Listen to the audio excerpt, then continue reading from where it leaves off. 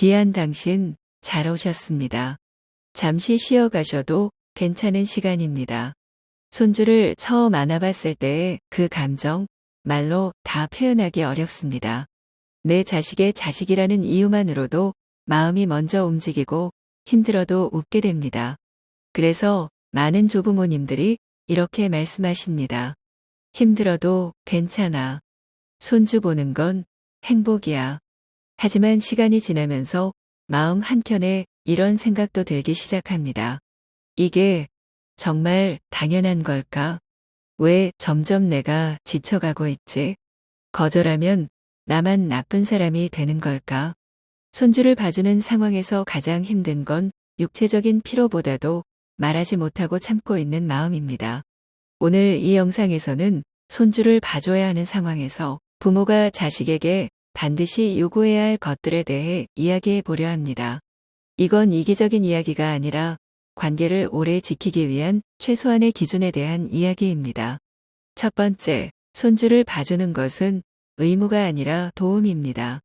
가장 먼저 분명히 해야 할 것이 있습니다. 손주를 봐주는 일은 조부모의 의무가 아닙니다. 도와주는 것입니다. 하지만 현실에서는 종종 이렇게 흘러갑니다. 처음엔 하루 이틀 부탁이었는데 어느새 출근하듯 매일 손주를 보게 됩니다. 부탁은 사라지고 일정처럼 굳어버립니다. 이때 부모가 자식에게 요구해야 할 첫 번째는 바로 이것입니다. 이건 내가 도와주는 거지 당연한 건 아니다. 이 인식이 서로에게 분명해야 합니다. 말로 크게 선언할 필요는 없습니다.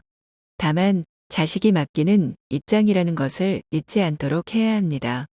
두 번째 일정은 반드시 미리 정해야 합니다. 손주를 봐주면서 가장 많이 쌓이는 감정은 피로가 아니라 갑작스러움입니다. 오늘도 잠깐만 봐줘. 회의가 늦어져서 조금만 더. 이번 주는 계속 부탁해야 할 것 같아. 이런 말들이 반복되면 조부모의 하루는 언제나 대기 상태가 됩니다.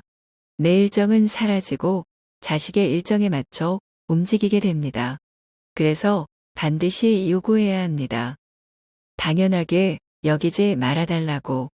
고맙다는 말을 꼭 표현해 달라고. 여섯 번째, 그만두고 싶을 때 그만둘 수 있어야 합니다. 가장 중요한 이야기입니다. 손주를 봐주다 보면 이제는 힘들다는 생각이 드는 순간이 옵니다. 그때 부모는 이런 두려움을 느낍니다. 이제 못 봐주겠다고 하면 내가 이기적인 사람이 될까봐. 하지만 그만둘 수 없는 도움은 도움이 아닙니다. 의무가 됩니다. 그래서 처음부터 요구해야 합니다. 언제든지 힘들면 말할 수 있어야 하고 그 말을 존중해 달라고. 이 말이 가능한 관계여야 손주를 보는 시간도 오래 유지될 수 있습니다. 손주는 사랑이고 자식은 소중합니다.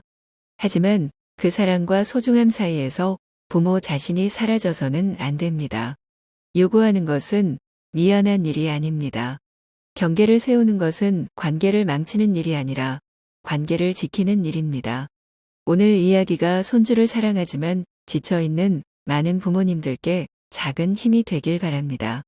지금 이대로도 괜찮은 하루였습니다.